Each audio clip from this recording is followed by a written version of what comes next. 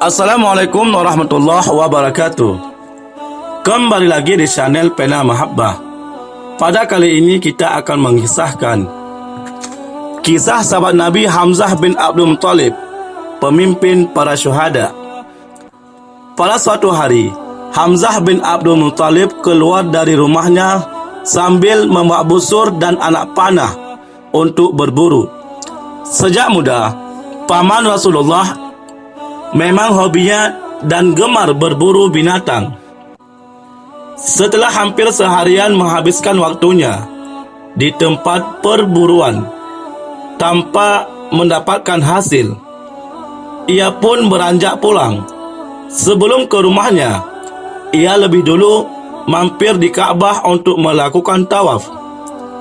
Sebelum sampai di Ka'bah, seorang budak perempuan milik Abdullah bin Jud'an At-Taimi menghampirinya seraya berkata, "Hai Abu Umarah, andai saja tadi pagi engkau melihat apa yang dialami oleh keponakanmu, yaitu Nabi Muhammad bin Abdullah, niscaya kamu tidak akan membiarkannya.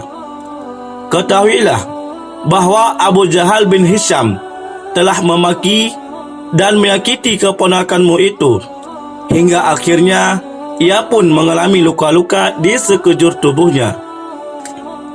Usai mendengar panjang lebar peristiwa yang dialami oleh keponakannya itu, Hamzah terdiam sambil menundukkan kepalanya sejenak. Ia kemudian membawa busur dan anak panahnya, kemudian bergegas menuju Ka'bah dan berharap dapat bertemu dengan Abu Jahal di sana. Sampai di Ka'bah, ia melihat Abu Jahal dan beberapa pembesar Quraisy sedang berbincang-bincang dengan tenang. Hamzah mendekati Abu Jahal. Lalu dengan gerakan yang cepat, ia melepaskan busur panahnya dan dihantamnya ke kepala Abu Jahal berkali-kali hingga jatuh tersungkur. Darah segar mengucur deras di dahinya. "Mengapa engkau memaki dan mencederai Muhammad? Padahal aku telah menganut agamanya dan meyakini apa yang dikatakannya. Sekarang cobalah engkau ulangi kembali makian dan cercaanmu itu kepadaku, jika kamu berani," bentak Hamzah kepada Abu Jahal. Dalam beberapa saat, orang-orang yang berada di sekitar Ka'bah lupa akan penghinaan yang baru saja menimpa pemimpin mereka. Mereka begitu terpesona oleh kata-kata yang keluar dari mulut Hamzah yang menyatakan bahwa ia telah menganut dan menjadi pengikut Muhammad. Tiba-tiba, beberapa orang dari Bani Makhzum bangkit untuk melawan Hamzah dan menolong Abu Jahal. Tetapi Abu Jahal melarang dan mencegahnya, seraya berkata, "Biarkanlah Abu Umarah melampiaskan amarahnya kepadaku, karena tadi pagi aku telah memaki dan mencerca keponakannya dengan kata-kata yang tak pantas." Hamzah bin Abdul Muttalib adalah seorang yang mempunyai otak yang cerdas dan pendirian yang kuat. Ia adalah paman Nabi dan saudara sepersusuannya. Dia memeluk Islam pada tahun kedua kenabian. Ia juga hijrah bersama Rasulullah SAW dan ikut dalam perang Badar. Pada perang Uhud, Hamzah syahid dan Rasulullah menjulukinya dengan Asadullah ataupun singa Allah, dan menyebutnya Sayyidus Syuhada ataupun penghulu pemimpin para syuhada. Ketika sampai di rumah, ia duduk terbaring sambil menghilangkan rasa lelahnya dan membawanya berpikir serta merenungkan peristiwa yang baru saja dialaminya. Sementara itu, Abu Jahal yang telah mengetahui bahwa Hamzah telah berdiri dalam barisan kaum muslimin berpendapat perang antara kaum kafir Quraisy dan kaum muslimin sudah tidak dapat dielakkan lagi. Oleh sebab itu, mulai menghasut, memprovokasi orang-orang Quraisy untuk melakukan tindakan kekerasan terhadap Rasulullah dan juga kepada pengikutnya. Bagaimanapun, Hamzah tidak dapat membendung kekerasan yang dilakukan oleh kaum Quraisy terhadap para sahabat yang lemah. Akan tetapi harus diakui bahawa keislamannya telah menjadi perisai dan benteng pelindung bagi kaum muslimin lainnya. Lebih dari itu, menjadi daya tarik tersendiri bagi kabilah-kabilah Arab yang ada di sekitar Jazirah Arab untuk lebih mengetahui agama Islam lebih mendalam. Sejak memeluk Islam, Hamzah telah berniat untuk membaktikan segala keperwiraan, keperkasaan dan juga jiwa raganya untuk kepentingan dakwah Islam. Pada Perang Badar, Rasulullah menunjukkan Hamzah sebagai salah seorang komandan perang. Ia dan Ali bin Abi Thalib menunjukkan keberanian dan keperkasaannya yang luar biasa dalam mempertahankan kemuliaan agama Islam.